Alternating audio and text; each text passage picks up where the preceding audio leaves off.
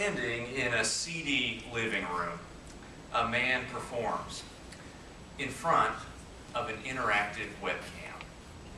The whole thing had the look and feel of something shady, low budget and racy. With lingerie stockings on his thighs, the man would do what his viewers asked him to do. On his website, through what appeared to be a live video feed, his viewers could type out commands on a keyboard, and the man would perform them for the pleasure of his audience. It was one of the most peculiar cases of digital voyeurism, and it had one very eccentric twist. The man was also wearing a life-sized chicken suit. He was dressed like a chicken, oh yes. Feet, beak, wings, chicken head, feathers and all, but wearing lingerie too. And wearing this, he would just perform. He was called the subservient chicken. It was weird to be sure, but this man was actually an advertisement. The subservient chicken was a bizarre interactive advertisement by Burger King for its tender crisp chicken sandwich. The tagline was simple and effective: chicken, the way you like it.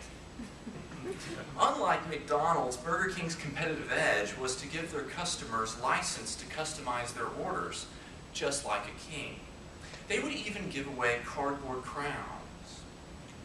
Like a king being entertained by a fool, the subservient chicken campaign worked, lingerie and all. The message was clear. At Burger King, you will be treated like a king. Well, what if God were to treat you like a king? What if God, the king of the cosmos, were to give you a crown that actually mattered?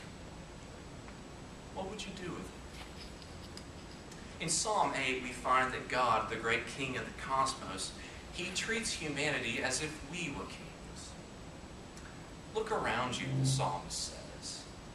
The coronation has begun. Now, this claim to kingship is located at the poetic center of the psalm. It's the axis on which the entire poem turns. Now, it's quite normal to find God characterized in the Old Testament as a king. But what is abnormal is to find that God, the true king of Israel, he treats humanity as if we were kings. This is unusual. But perhaps this is not some sloppy theological error. Was this not the logic of the incarnation all along? God loves us until we are like him. God became like us so that we could become like him. The pattern is similar in Psalm 8. The true king treats us like kings. You are royalty, the psalmist says. Royalty who reflect God's wise rule out into the world. And as kings and queens, you've been given a place of honor and a sacred responsibility by God to care for creation. You've been given sheep and oxen, the birds of the air and the beasts of the field. You've been given the fish of the sea in all of their dazzling diversity. But what will you do with them? Robert Alter observes that in Psalm 8 there is a vertical descent down the scale of creation. God's care trickles down from the heavens and it saturates the entire created order. The poem moves slowly through the Hebrew cosmology from way up in the heavens to the stars and then down to man and the animals under his feet. The care and goodness of God, it goes all the way down. All the way down. But does our care for creation go all the way down? Does our care trickle down to what we eat and how we shop? Does our care go down to the industrial farming complex and our tender, crisp chicken sandwiches? Psalm 8 pronounces us as royal rulers, but will our children and grandchildren remember us well? Or will they just think we were cheap? At the center of Psalm 8, God, the great king of the cosmos, he staggeringly treats us like we were kings. Moving outwards from the center, we find that Psalm 8 is situated between two psalms of lament. It's located in between two psalms where the writer cries out for mercy from his enemies. The claims of Psalm 8 are bookended by complaint and suffering. In the midst of your laments, in the midst of your suffering, when your enemies are crowding in, look around you, for you are still crowned with honor, even in the middle of your struggles. The key question to Psalm 8 is this: what are human creatures that God is mindful of them?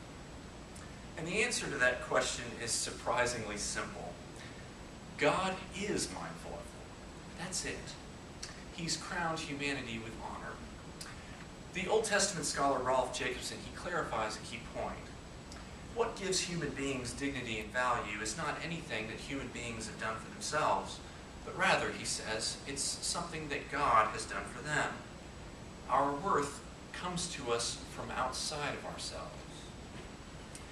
Now, this might sound harsh, that our dignity is not intrinsic, but extrinsically given to us by God. But this distinction is so crucial. If dignity is only God's to give, then your critics cannot take it away from you. Like Psalm 7 and Psalm 9, your enemies and your critics, they might surround you. They might even say all kinds of things about you. They might even cast shadows of doubt upon your calling and your status.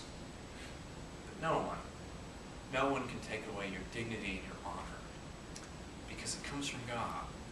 It is only His to give, and it's only His to take away. Even in the midst of your struggles, look around you, for the coronation has begun. About a year ago, a friend told me about his struggles.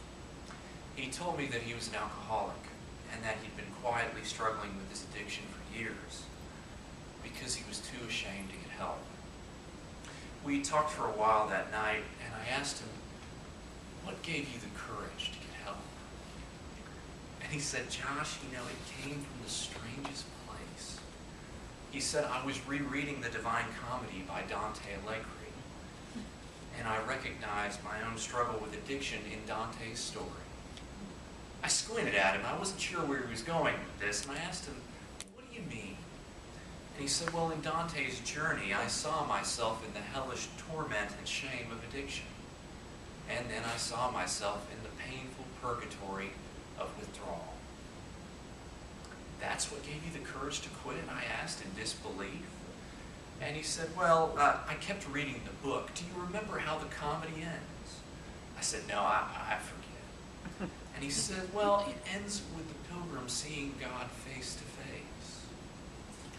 After seeing God, the poet Dante writes the very last line of his poem, and my friend said when he read this, it was like Dante was talking to him.